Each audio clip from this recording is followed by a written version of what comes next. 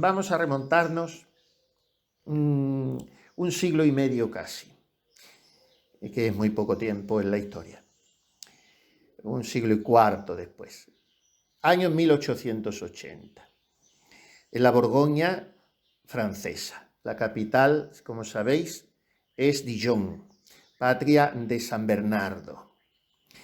Y en Dijon, en un campamento militar, nace una niña, y enseguida queda huérfana de padre.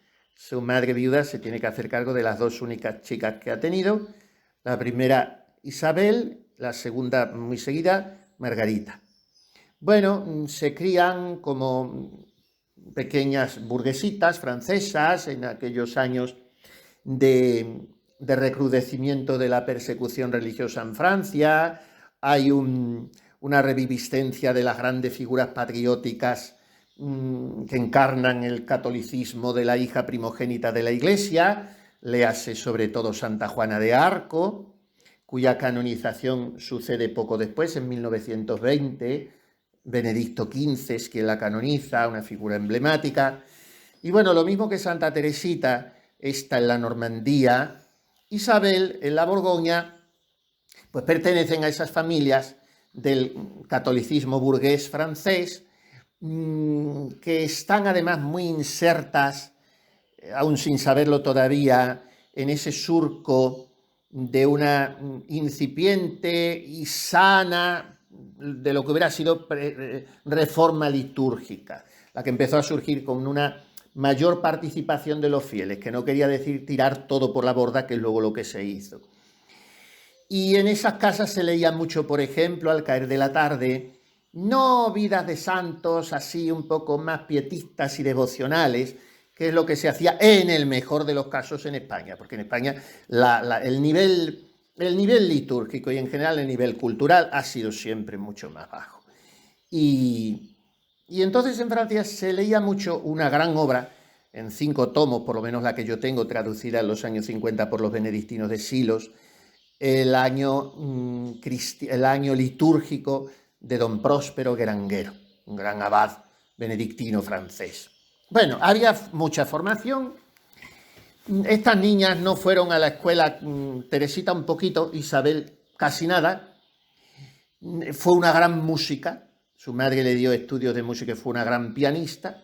Pero eran niñas que alternaban mucho, su hermana y ella. Entonces Isabel empieza a sentirse muy atraída por la oración, aparte de por la liturgia, por la adoración eucarística, pero por la oración mental, y comprende que Dios la llama a ser carmelita, descalza, en Dijon, uno de los primeros Carmelos de Francia, porque a Francia salta el Carmelo enseguida desde España por hijas muy directas de Santa Teresa, que habían convivido con ella. La venerable Ana de Jesús de Lovera, una mujer de bandera, la capitana de las prioras, le decía a la santa, y una leguita más inculta, pero una mística extraordinaria, en cuyos brazos murió la santa en Alba de Tormes, la beata Ana de San Bartolomé, toledana, pero diócesis de Ávila. Bueno, pues estas dos viajan a Francia poco después de morir la santa, reclamadas por el que después fue cardenal Pierre de Beryl, aquella escuela espiritual sacerdotal francesa, de figuras de mucha nombradía. Las llevan a Francia y me parece que el primer Carmelo fue en Pontoise, el segundo en París y el tercero creo que fue el de Dijon.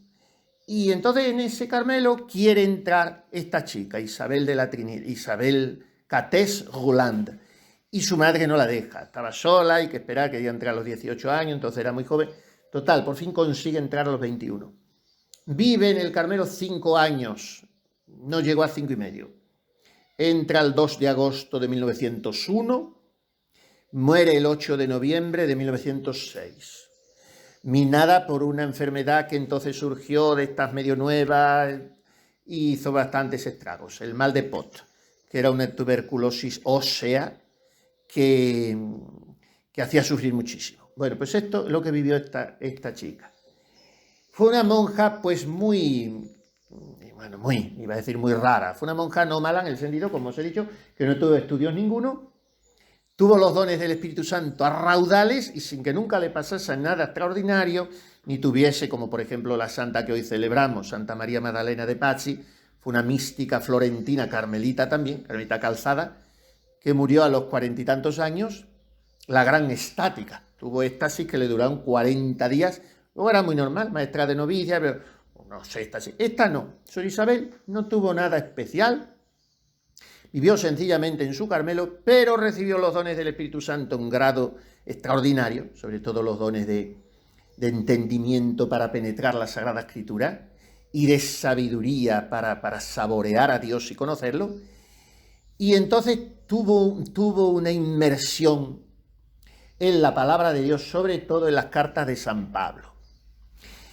Y la interpretó en sus cartas y en sus breves escritos cuando hacía retiro, los apuntes que tomaba, bueno, con una capacidad de expresión y una profundidad admirables.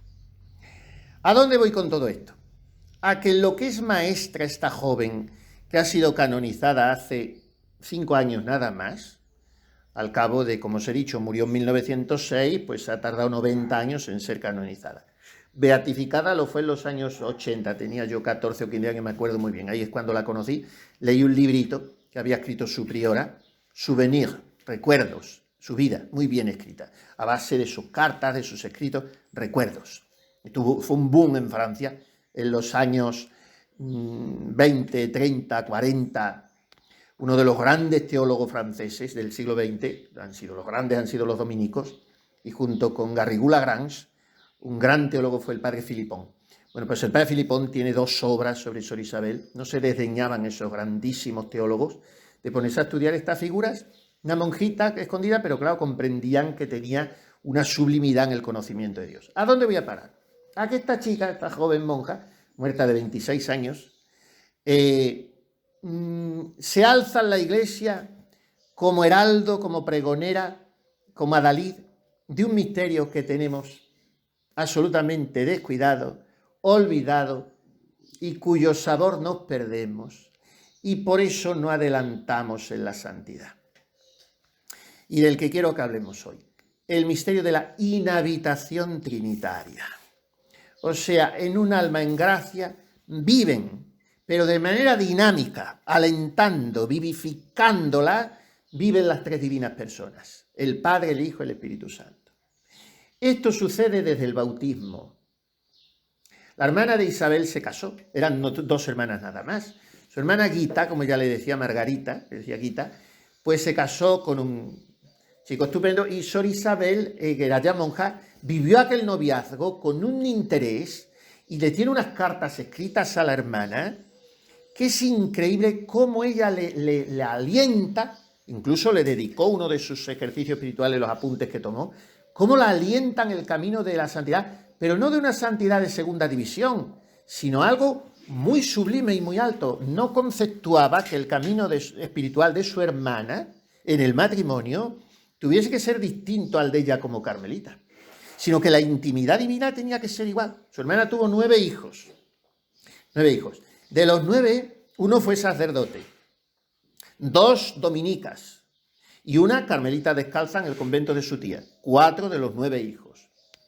Y cuando nació, Isabel conoció a 2, las 2 primeras, una de las cuales fue la carmelita. Y cuando nacieron las 2, le escribió una carta y decía: siento pena por no estar ahí junto a ti, porque entonces, en vez de irme al sagrario, me arrodillaría ante la cuna de esas niñas recién bautizadas, en cuyas almas está, como en un templo más hermoso que cualquier catedral, la Santísima Trinidad. En un alma en gracia están las 3 divinas personas. Y están las 3 divinas personas de la única manera que pueden estar, relacionándose como se relacionan. Lo estoy explicando muy pedestremente, pero en fin, ¿cómo se relacionan? El Padre está eternamente engendrando a su Verbo y complaciéndose en él. El Verbo está eternamente feliz de sentirse pronunciado por el Padre como su idea, la única idea que tiene el Padre es el Verbo, en él están todas. Y de ese beso de amor, como una llamarada incandescente, está brotando incesantemente el Espíritu Santo, que es el amor con mayúscula. Esta es la Trinidad. Y esta es la Trinidad en el alma, no solo en el cielo, en el alma. Esto es lo que comprende Sor Isabel. Y alrededor de esto gira toda su teología, toda su espiritualidad. Mirad, cuando un alma entiende esto, todo cambia para ella. Eso escribió en una de sus cosas. He hallado mi cielo en la tierra, porque el cielo es Dios y Dios está en mi alma. Cuando se ha comprendido esto, sobra todo lo demás. Mirad, cuando ella entró en el Carmelo a sus 21 años, a la semana o 10 días se encontró en la celda un papel, una especie de cuestionario. Hoy diríamos test, porque no sabemos hablar sin recurrir a los barbarismos. Pero es un cuestionario y le hacían diversas preguntas. ¿Cuál es su santa preferida? Decía Santa Teresa. Lo demás dice, ¿cuál es su libro preferido? Podría haber dicho la Biblia, el Kempis, y dice ella, el alma de Cristo. En ella encuentro todo lo que deseo. Mi libro preferido, el alma de Cristo. ¿Cómo le gustaría morir? Como Cristo, de amor. Así contesta ella a muchas preguntas. Y una de ellas le dice, ¿desea mucho el cielo? Y responde ella, mejor que lo hubiera hecho ningún teólogo. Solamente en cuanto a la visión beatífica, lo deseo, porque es lo que me falta aquí. Por lo demás, en cuanto a tener a Dios, no lo deseo tanto, porque como el cielo es Dios y Dios está en mi alma, ya lo poseo. Mirad, hay una encíclica de León XIII, que yo he vuelto a leer estos días, cada año me gusta, muy breve, como era entonces la encíclica, breves, contundentes, enjundiosas, preciosas de leer y hablando de lo que hay que hablar en una encíclica. Bueno, pues esa se llama Divinum Illud Munus. Finales del siglo XIX, me parece que primerísimo, León XIII murió en 1903, esta es de 1890 y tanto, no me acuerdo ahora. Bueno, pues esta encíclica es sobre el Espíritu Santo, aquel divino don, Divinum Illud Munus. Y dice León XIII ahí que nuestra posesión de Dios, nuestra relación con Dios en esta tierra, en estado de viadores, que se dice en teología, en estado de caminantes, de la que tendremos en estado de comprehensores, que se dice en teología, en estado de poseedores, nuestra relación con Dios en esta tierra, de la que tendremos en el cielo, difiere solo en grado, pero en esencia la misma. O sea, habrá solo un cambio cuantitativo, pero la relación ya por la vida de gracia, por la inhabitación de las tres divinas personas en mi alma, ya la tengo lo mismo que en el cielo. El cielo lo único que pasa es que, como dice San Juan de la Cruz en el Cántico Espiritual, oh llama de amor viva que tiernamente hieres de mi alma en el más profundo centro. Pues ya no eres esquiva, acaba ya si quieres, rompe la tela de este dulce encuentro. Eso lo único que pasa en el cielo, se descorre la cortina. Sor Isabel definía la oración como un cara a cara en las tinieblas. Porque yo estoy ante Dios, lo único que no le veo. Por eso necesito la fe, que es la primera de las virtudes. Bueno, murió, como os digo, en 1906, y un par de años antes, ella pasó, era domingo, se había puesto de nombre Isabel de la Trinidad.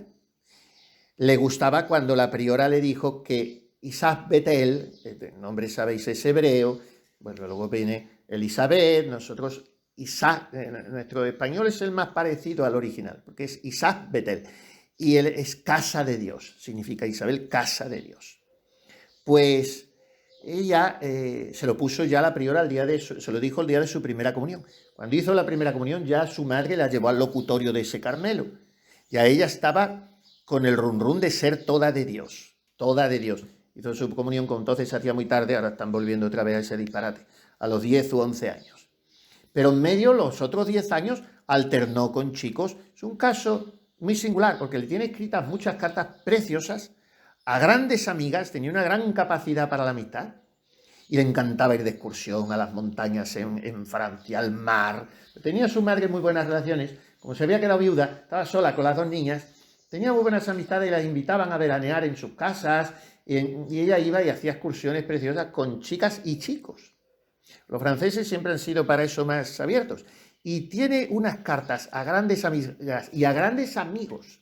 La última carta como carmelita ya, es un caso como Teresita, un poco casos especiales que las prioras les daban permisos especiales, porque las monjas no suelen escribir, ni a amigas menos amigos. Pero la última carta, creo que es la última o la penúltima, o sea, tiene un amigo, Carlos Hello, y tenía una capacidad para la amistad, y a todos les habla de Dios con esa naturalidad, pero de Dios no, acuérdate de rezar, confiésate con frecuencia, no, a lo grande. Eres templo de la Santísima Trinidad. Te has parado a pensar lo que es esto, pero expuesto de una manera bellísima. Bueno, pues cuando fue de hacer su comunión, su madre la llevó al locutorio y la priora le dio una estampa y en la estampa ponía: acuérdate siempre que tu nombre significa casa de Dios, casa de Dios. Y eso le volvió loca, y como toda la juventud nunca dejó la oración, hizo sus ejercicios espirituales abiertos, externos, en la parroquia, también tomaba sus apuntes de los ejercicios, en fin, tuvo una vida muy intensa y muy divertida y muy plena. Y ella lo dejó, como digo, todo, grandes amistades y diversiones para entrar monja, porque tenía una vida más o menos acomodada y bien. Bueno, pues por eso se quiso poner, al saber que era Isabel casa de Dios, dijo: el completo será, si me dejan ponerme en el convento, Isabel de la Trinidad. De ponerse, pues, de la Madre de Dios, o del Corazón de Jesús, o de Santa Teresa, o de San José. No, ella quiso Isabel de la Trinidad. No cambió su nombre, que era bastante expresivo, y además añadió de la Trinidad. Bueno, pues, un año o dos antes de morir, un domingo, las carmelitas de Dijon tenían una cosa muy bonita, que es que el sagrario, por detrás, daba a la clausura de ellas y tenían otra puertecita para abrir. No la abrían ellas, entonces era una reja, el capellán lo preparaba, y el domingo podían pasar el tiempo que quisieran o mucha parte del día ante el Santísimo expuesto. Cosa extraña, porque las carmelitas son poco de exposición eucarística, son mucha vida eucarística, pero con el sagrario, pero poco de exposición. Bueno, pues en Francia lo hacían así este convento. Y ella ese domingo se pasó el día casi entero, o muchas horas, en adoración eucarística. Puesto que los días de las monjas, luego el resto del día, tienen 2 horas de oración mental, muchas horas, pero tienen que estar en sus trabajos, y la que le toca la cocina, la enfermera, pero el domingo es más relajado. Y estuvo casi todo el día. Después de completas, es el último rezo litúrgico, la vieron que iba muy deprisa, un poquito más deprisa de la cuenta, a su celda, y era para que no se le olvidara un poco, y en su celda cogió un papel viejo, que es lo que tienen las carmelitas, un papel de aprovecho, y escribió una oración, de un tirón.